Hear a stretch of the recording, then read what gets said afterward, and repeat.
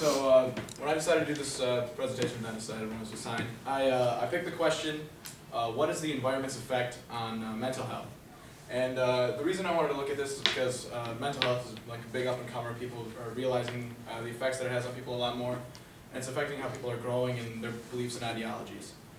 The first story I read was One Flew Over the Cuckoo's Nest by Ken Kesey, and this story follows that guy, Chief Bromden, in a mental institution, and how being in the mental institution makes him more insane. He lives in there, and there's this fog that rolls in every other day, and he really just loses track of time and becomes more insane just by living there. The second book I read was A Clockwork Orange, and this follows Alex and his droogs, and that's what they call the ne'er-do-wells at that time, committing a bunch of nefarious acts in the first part, and they feel no remorse for this because the way they grew up and the time they grew up in really doesn't value the law and value, civil things that we like. In order to find more sources, I interviewed my aunt. She's a social worker, and she's worked with a lot of people. She's worked for 20 years. And what she's found in her 20 years of being a therapist and social worker is that people's problems all start, not all start, but mainly start when they're younger and how they view their own problems because what their parents think. Now, there was another study done in the UK that strictly looked at the physical environment and how people's economic status plus the type of house they live in and type of neighborhood, like the urban neighborhood, with the graffiti and whatever, affects their mental health. And they found that depression is more often found when you live in a bad neighborhood.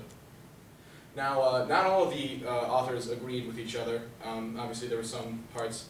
And the main one was from A Clockwork Orange, where Alex is a bad guy, and he grows up in a strange time that doesn't respect the law, but he also accepts himself, and he is pretty mentally clear about how he wants to commit atrocities.